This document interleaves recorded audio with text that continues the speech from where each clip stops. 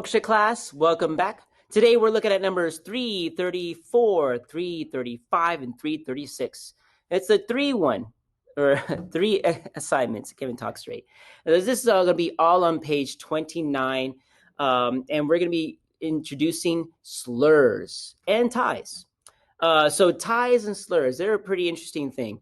They both mean the same thing. Here's what I mean. So a curved line, whenever you have a curved line that connects two notes or two note heads, particularly, not the stems, sometimes the stems, I guess. Well, regardless, those curved lines, when they connect two or more notes, means that those notes are played within one bow without détaché. So you don't go back and forth for those notes. You actually play both of them in one direction.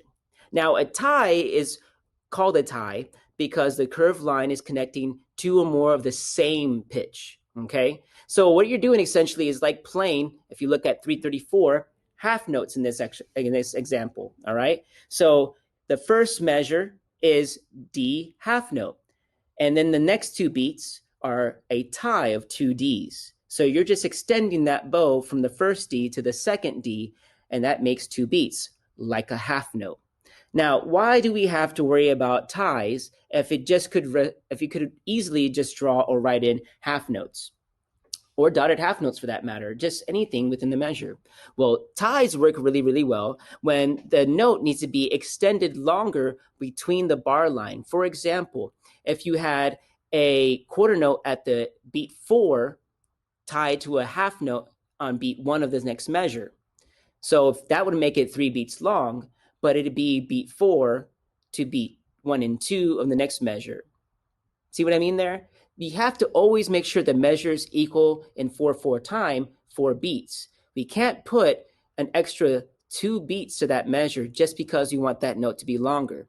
So the ties help us create that longer tone with that bow direction over the bar line to make sure that we still have an equal number of beats that the time signature already expressed to us, which is the beats per measure.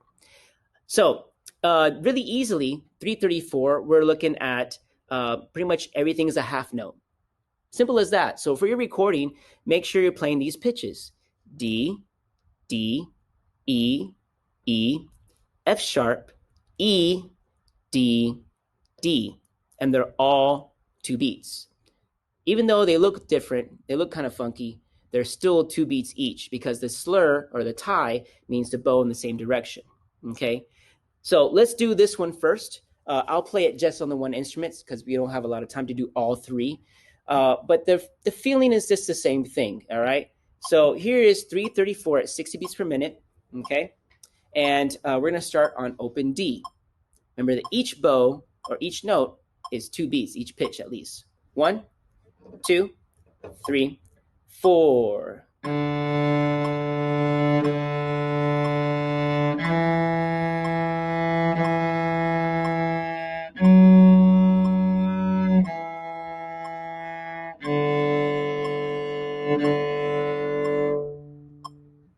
And that's your recording for number 324. Okay, give it a tie.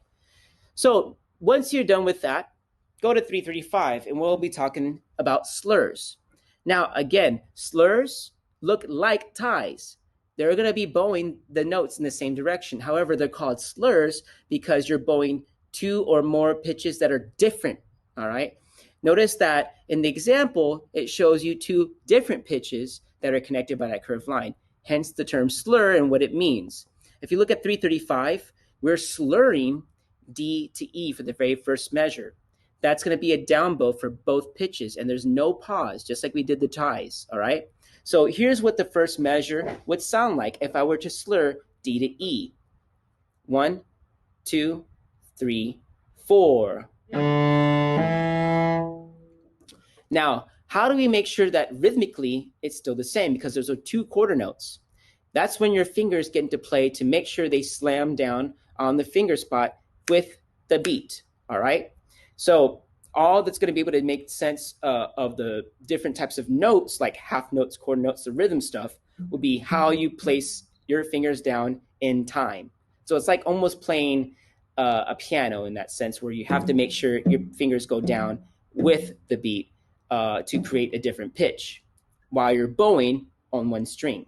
And this can be also in different strings, and we'll see that later on in the book. So here are the first two measures. It's D, E, rest, rest, D, E, rest, rest. So the first two are down, down, rest, rest, up, up, rest, rest. Notice that I said up, up, and down, down, because we want to be able to practice making sure that we're playing the notes in the same rhythm, but still moving the bow without stopping it. So we go in one direction, okay? So take a moment to look at those notes. We have D, E, rest, rest, D, E, half rest.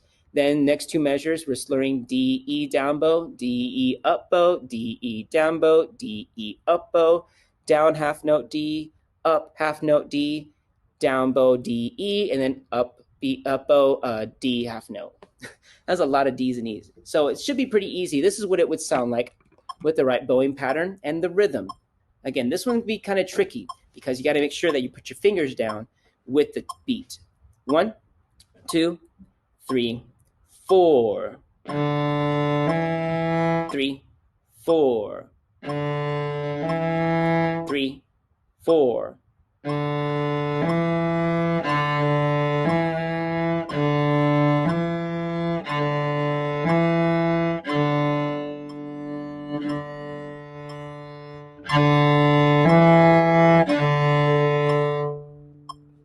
Okay, and that works for the violin, viola in the same exact way. All right, so let's go to 336. 336, smooth waters, we're starting to add more pitches to it. We're adding the half notes, we're adding the slurs, all right? And we're gonna see how that sounds like together. Now let's go over the pitches. The first two pitches are down bow, D to E. Then we play an up bow, E. Second measure, we get a slur that E to F sharp as a down bow, both of them. And then up bow, half note, F sharp. The next measure, down bow, F sharp to G, all on the D string still, with an up bow, G half note. Then we go backwards. Slur G to F sharp, up bow, F sharp half note. Slur F sharp to E, up bow, E half note. And then E to D slur with the up bow, D half note. So here's what 336 is going to sound like. Always make sure that on slurs, our fingers are moving with the beat, all right, for quarter notes especially. Here we go. 1, 2, 3, 4.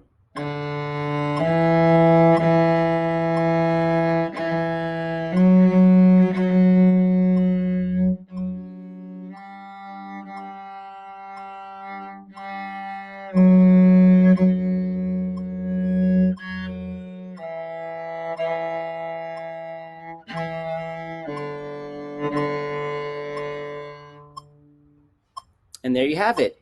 So your recording should sound something like that, okay? Now, of course, you can always play a little bit slower, but you have to make sure that you're playing in a specific tempo. You don't want you to slow down or speed up. Everything should be in one tempo, okay? Use a metronome in your recordings, or especially when you practice if you can't do it in recordings because you're using the same device to record and use a metronome.